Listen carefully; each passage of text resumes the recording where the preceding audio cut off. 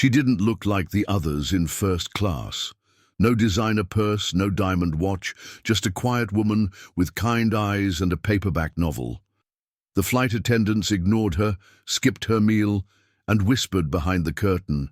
She didn't argue, didn't raise her voice. She just waited, and when the plane landed and the CEO stepped on board to collect her personally, they realized they hadn't just disrespected a passenger, they'd humiliated his wife. Before we reveal the full story, hit that subscribe button and tell us in the comments below where you're watching from. Now, let's get into it. The first-class cabin of transatlantic Flight 777 gleamed with polished surfaces and soft lighting designed to make important people feel even more important. Crystal glasses clinked gently during turbulence.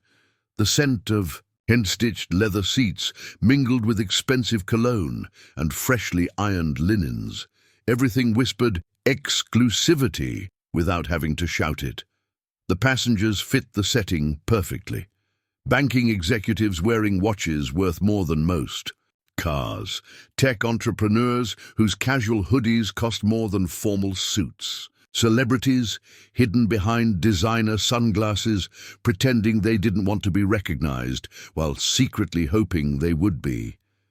Each person carried their status like an invisible shield, their sense of belonging so ingrained they never questioned whether they deserved to be there. Claire Langford was not one of them. Hell, she didn't even try to be. There she stood in the jet bridge, waiting her turn to board, hands clasped loosely around a simple boarding pass. Paper, not digital. Her cardigan was pale grey and hung just a touch too loose around her shoulders, like it had been purchased for comfort rather than style. Her navy slacks weren't designer but department store. The kind with a practical elastic waistband that nobody would ever see, but she would always appreciate during long flights. Those slip-on flats had clearly been walked in for years, the leather soft and yielding at the pressure points where her feet had made their mark through countless airport terminals. Her hair was tied back in a low, neat bun that required nothing more than a simple elastic band. No makeup beyond a touch of tinted moisturizer, no jewelry beyond a thin gold wedding band, just soft brown eyes and a quiet smile for anyone who happened to meet her gaze. She moved like someone who didn't want to be noticed, the kind of woman who stood quietly to the side while boarding groups were called, holding her folded boarding pass with both hands, as if worried she might drop it otherwise. The woman scanning passes barely looked at Claire when she finally approached. When the scanner beeped green for first class, she actually did a double take, eyes flicking from the pass to Claire and back again, as if the machine had malfunctioned. "Ah, welcome aboard," she said, quickly recovering her professional tone. "Seat 1A is through the door and to your left." Claire thanked her softly and stepped onto the jet bridge alone, canvas tote bag hanging from her right shoulder. Inside the plane, the first-class cabin gleamed even brighter. Champagne already bubbled in crystal flutes on fold-out tray tables. Luggage that cost more than some people's monthly rent was being stowed effortlessly by passengers whose manicured fingers bore diamond rings and luxury watches. Claire looked out of place the moment she stepped in. She paused instinctively to let a man in a navy business suit pass her in the aisle. He didn't nod or acknowledge her presence. Neither did the flight attendant at the front of the cabin, a tall woman with immaculate makeup who was busy offering rosé to a pair of women wearing silk scarves and oversized sunglasses. "The 98 or the 01? One of them was asking, not bothering to look up. "We're carrying both," the attendant replied with practiced smoothness. "The 98 has better minerality, but the 01 opened up beautifully in our tasting this morning." Claire found her seat, 1A, a window. She settled in with the careful movements of someone who was afraid of disturbing others. She smoothed her cardigan and placed her canvas handbag under the seat in front of her. The couple across the aisle exchanged a brief glance, their eyes communicating what their mouths didn't need to say. "She's not one of us," Claire noticed. Of course she did. but she didn't react beyond the slightest tightening around her eyes. This wasn't new to her. She watched the way the crew moved, brisk and efficient when addressing suited passengers, slower and syrupy sweet when laughing with the high-profile couple across the aisle. She didn't seem surprised by any of it. Not insulted, just unsurprised. Like she'd seen this movie before and already knew how it ended. A flight attendant, perfect blonde hair, name tag reading Allison, paused at the row behind Claire to offer hot towels. "Warm towel, sir, ma'am?" "Thank you," the passenger replied, accepting it with the casual entitlement of someone used to being served. The attendant never made it to 1A. Claire took out her book, a paperback with a spine so cracked it fell open to a well-read page, and began reading quietly. When a flight attendant walked by with a tray of pre-departure drinks, Claire caught her eye gently. "Excuse me, may I have a glass of water, please?" The woman, tall, perfectly groomed, with an accent that suggested European finishing schools, didn't slow her stride. "We'll get to you later, ma'am," she said curtly, as if Claire had interrupted something far more important than distributing beverages. Claire blinked once. "All right," she said softly, and turned back to her book. The attendant never returned. 10 minutes later, champagne was being refilled for the third time across the aisle. A young man in row 2 clinked glasses with his seatmate and said something about closing a round of Series C funding. A woman 2 rows behind called the attendant by her first name, which meant she'd flown with the airline often enough to learn it, or was important enough to be remembered. They all belonged. Claire did not, and yet she stayed perfectly composed, unfazed by the noise or the subtle snubs. She sipped from her own thermos quietly, read a few more pages, and leaned her elbow against the armrest in thought, her eyes drifting occasionally to the activity outside the window. At some point, Allison paused near her seat and double-checked the passenger manifest. Her eyes flicked from the paper to Claire and then back again. A slight frown creased her lips, but she said nothing about whatever discrepancy she thought she'd found. Claire noticed. She didn't say anything either. She simply kept reading, like she always did, waiting patiently for takeoff, accustomed to being invisible until someone needed her to be otherwise. The plane pushed back from the gate, with the gentle lurch that always made Claire's stomach tighten slightly.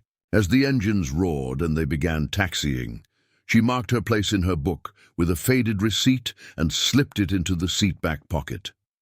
Across the aisle, the couple was already requesting blankets, eye masks, and an extra pillow. The wife, diamonds in her ears large enough to catch light from 3 rows away, complained that the temperature was frigid, though the cabin was, if anything, slightly warm.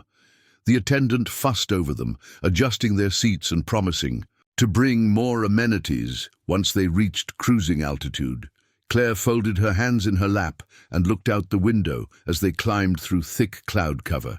She'd always loved this part, the moment when the plane broke through the final layer of clouds and the sun spilled through the window, bright and unfiltered by atmosphere. An hour into the flight, dinner service began. The scent of buttered rosemary rolls and slow-roasted lamb drifted through the first-class cabin like perfume, carried on trays balanced effortlessly in manicured hands.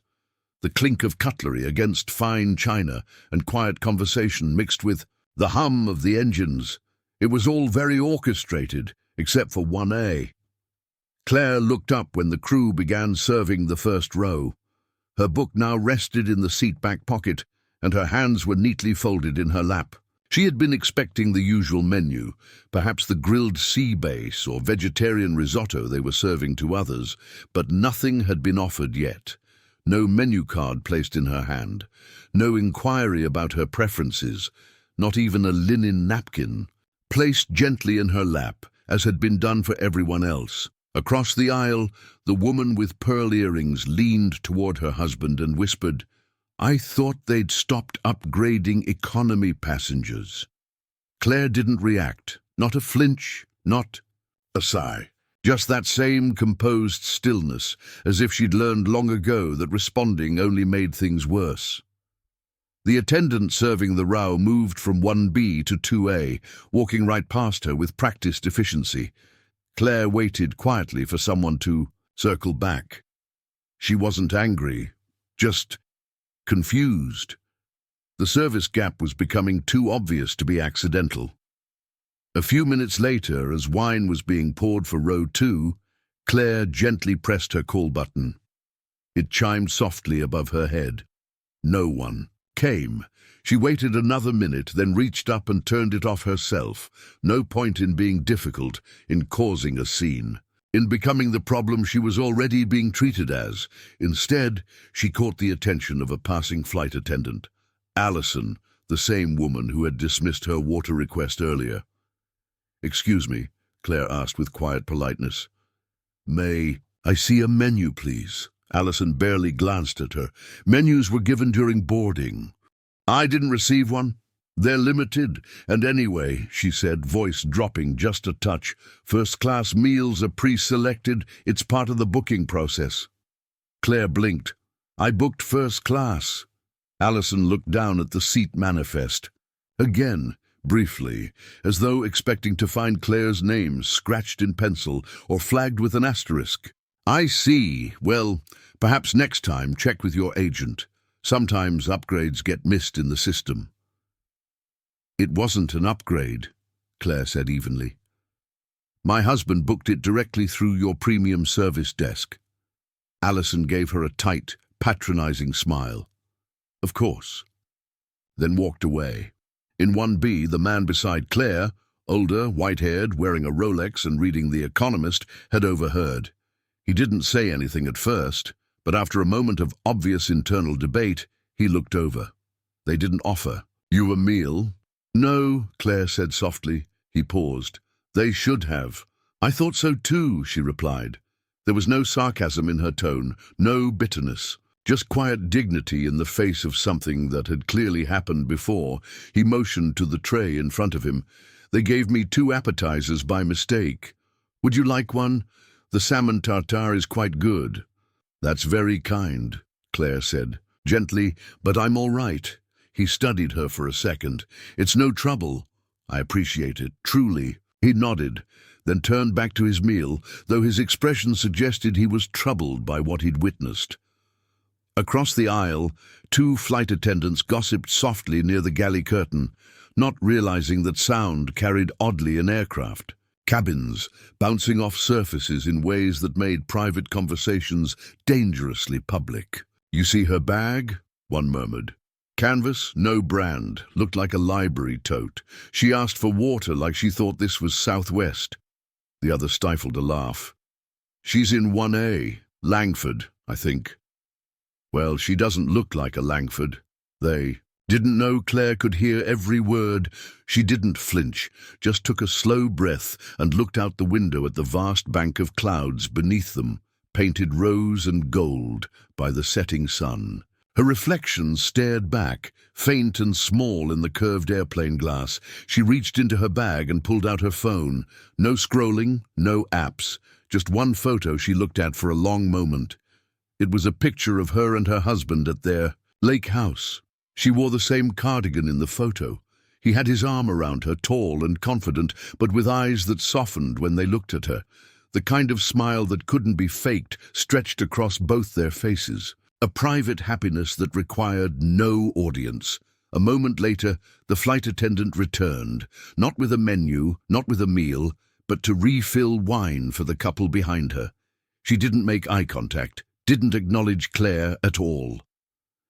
Someone 2 rows back called, "Excuse me, we're still waiting on our dessert.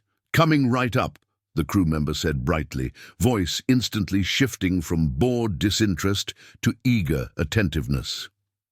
As she passed Claire again, she avoided looking at her, as if the woman in 1A had somehow become unspeakable, untouchable, invisible, by mutual agreement of the entire cabin crew.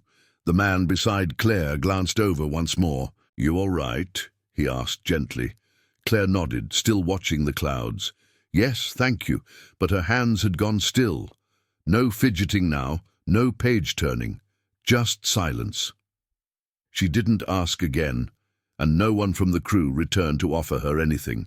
For the remainder of the 11-hour flight, the cabin lights dimmed as the plane began its descent. Across the rows of first-class seats, passengers stirred from naps and closed laptops.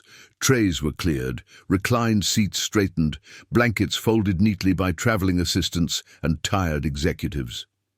The air in the cabin had that peculiar staleness that comes at the end of any long flight, recycled breath and perfume, and the lingering ghosts of meals served hours earlier.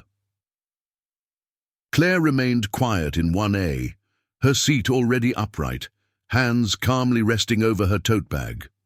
She hadn't touched the service button again, hadn't said another word to the crew, and hadn't eaten since the terminal back in Zurich. Yet she looked composed, serene even, as if she had long since learned to sit through things others would. Find unbearable. In the front galley, a new kind of energy buzzed. One of the senior attendants, a grey-blonde woman with decades of mileage behind her, leaned over a tablet and whispered something to Allison. Their expressions shifted almost simultaneously, Allison's eyes widening slightly as she peered at the screen. "Langford, D, pick up on tarmac, security clearance confirmed," the senior attendant murmured. Allison straightened. "Wait, the Daniel Langford, CEO of Emergent Group, the global investment arm. He's scheduled to be met on arrival by a private team on the jet bridge." There was a beat of silence as this information sank in. Why wasn't he seated in first? Allison asked, confusion evident in her furrowed brow. He wasn't on board. A pause hung in the air as realization clicked like a deadbolt sliding into place. "He's meeting someone here." They both turned instinctively toward 1A Claire, still sitting quietly, with her canvas tote, still in her worn cardigan, still invisible until suddenly, frighteningly visible. Allison wrinkled her nose. "That can't be right. She's listed as Claire Langford.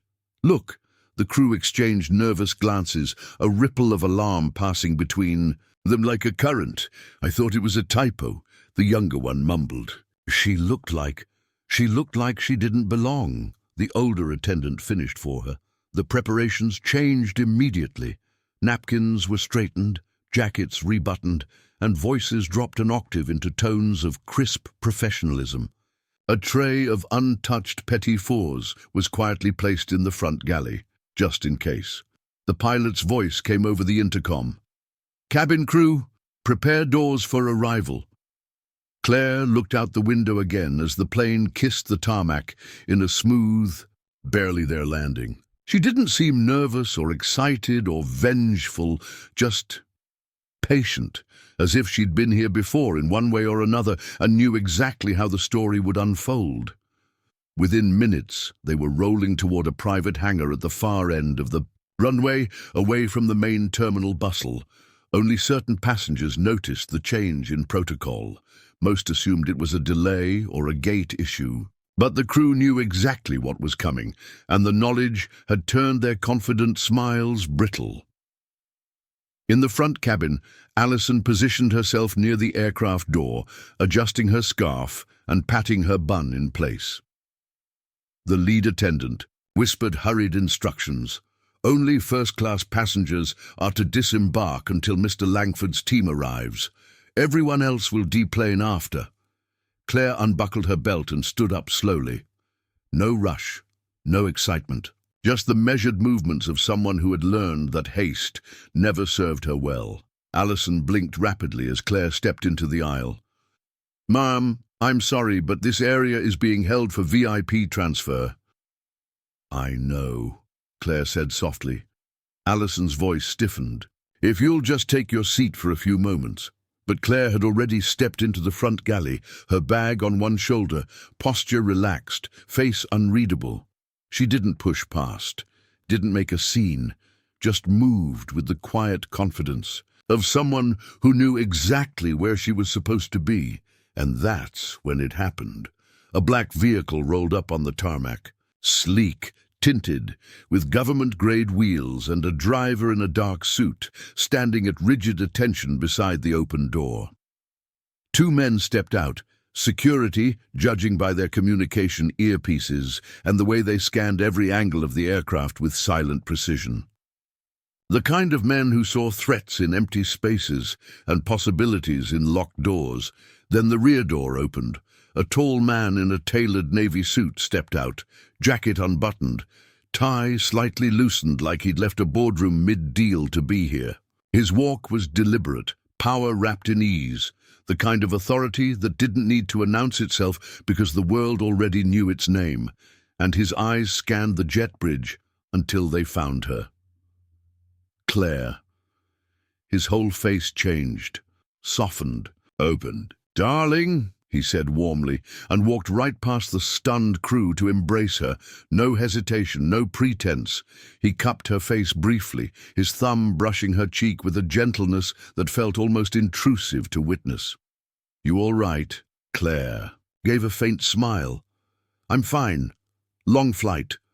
But he studied her expression more carefully than that, his eyes moving over her face like he was reading a language only he could translate. Subtle, intuitive. He knew something had happened. His voice lowered. "Who was working this cabin?"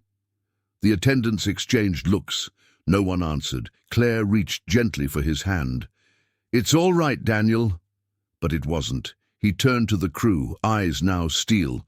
"Who served 1A?" Allison stepped forward, her smile flickering like a bulb about to burn out. "That would be me. Is something wrong?" He looked her dead in the eye. "All of you. Off the aircraft. Now." The silence was absolute. I'm sorry," Allison stammered. "You heard me," he said. "You're all relieved. Effective immediately." The color drained from her face. "Sir, this was a misunderstanding." "Correct," he snapped. "A dangerous one. Get your things." Claire stood behind him, quiet, still in her cardigan, still with that same canvas bag. But now, no one doubted who she was. No one dared to speak. Allison stumbled back a half step, lips parted like she meant to speak again.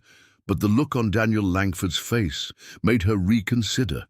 His jaw had set in that precise, immovable way that powerful men wear when decisions are final.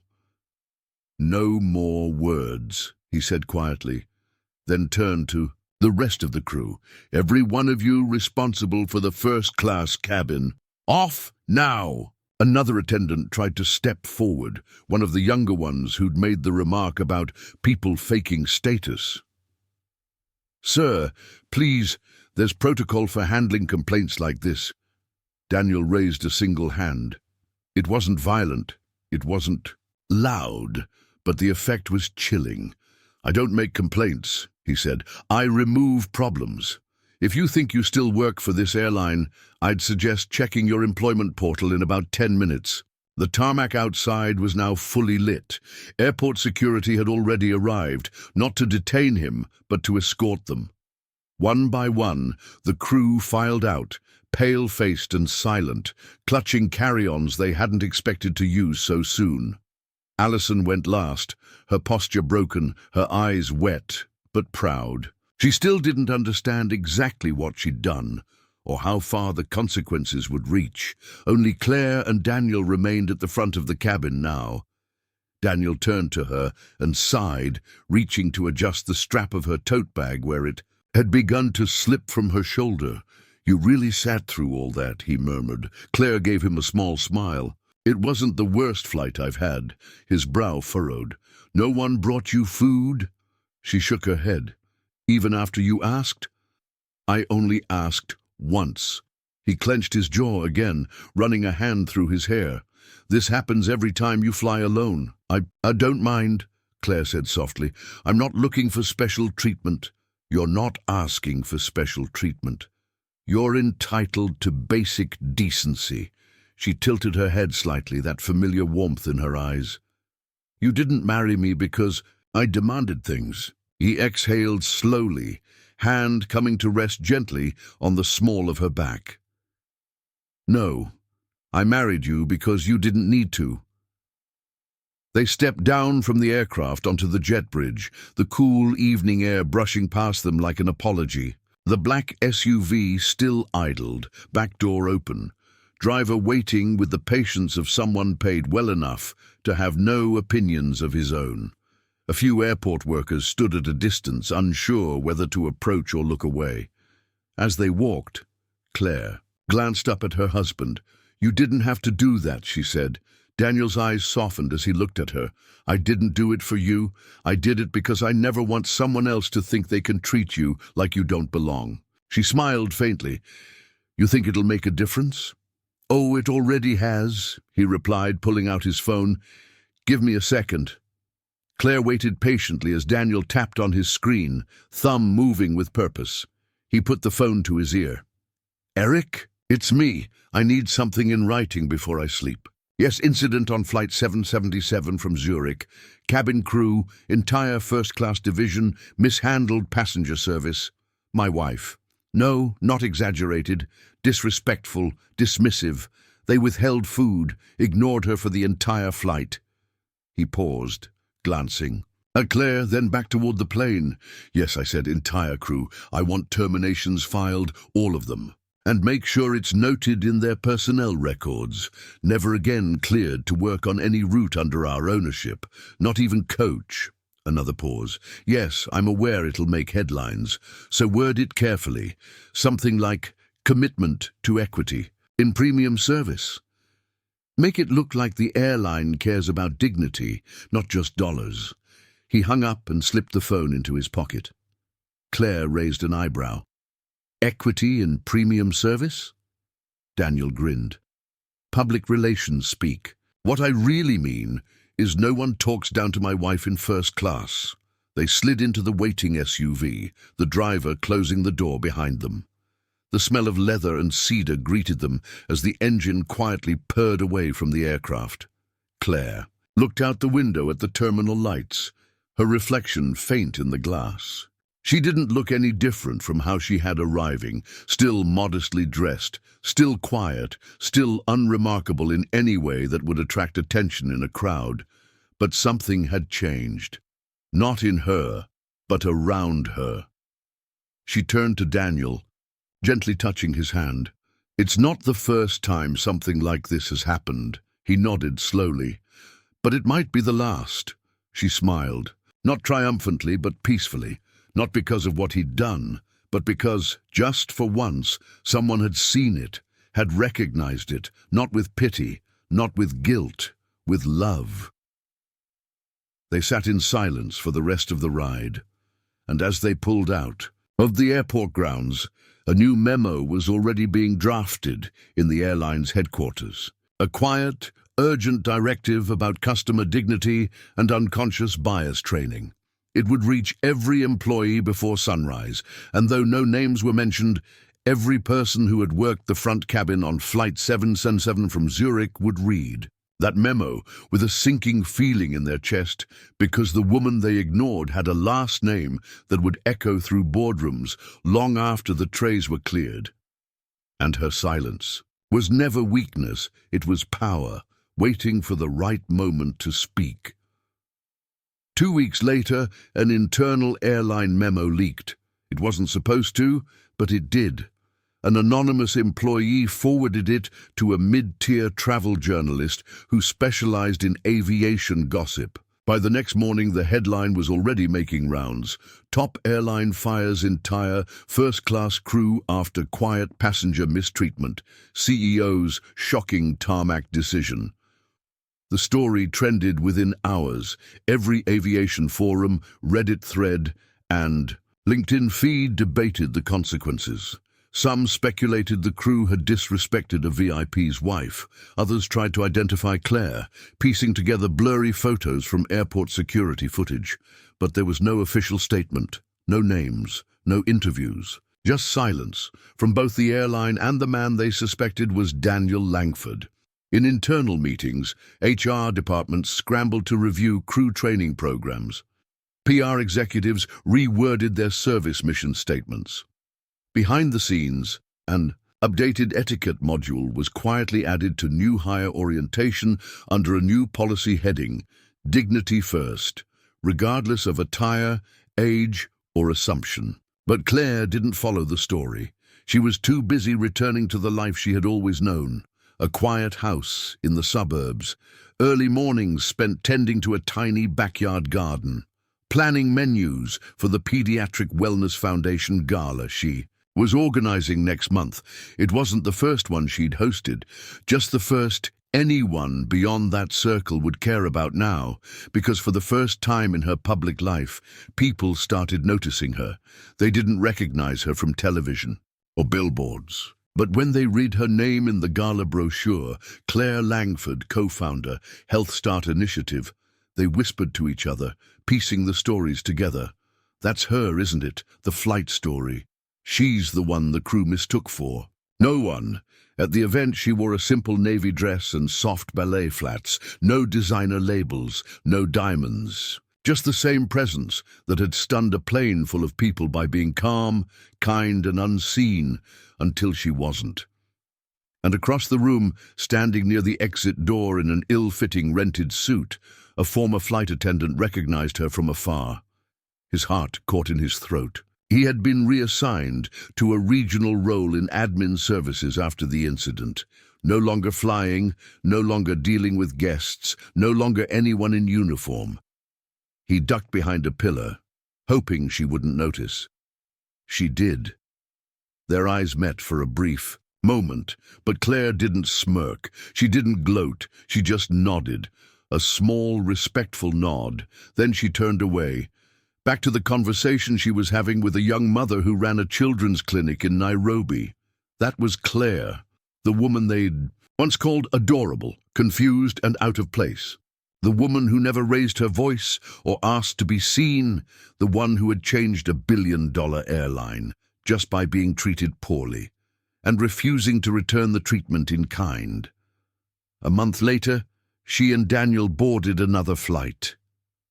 This one wasn't chartered, no special tarmac pickup, just a standard route to San Francisco. But the moment they stepped into the first-class cabin, something felt different. The crew stood straighter, smiled brighter, looked everyone in the eyes, regardless of what they wore. A young attendant walked up and said with genuine warmth, "Mrs. Langford, welcome aboard. Can I offer you a glass of water or juice while we wait for takeoff?" Claire smiled and nodded. "Water would be lovely, thank you." It was such a small thing, but this time she was the first to be served, not because they feared her, because they finally saw her. Have you ever seen someone completely misjudged just because of how they looked, or maybe you've been treated differently? Until people found out who you really were. Tell me your story in the comments. I read every single one. And if Claire's quiet strength reminded you of someone in your own life, hit that like button. It really helps this channel grow. Make sure you're subscribed with the bell turned on, because stories like this drop every single day, and trust me, you don't want to miss tomorrow's. And if you know someone who's been overlooked or underestimated, share this video with them. It might be exactly what they need to hear right now. Our other stories should be popping up on your screen right now. Choose your next one, and I'll see you tomorrow, same time,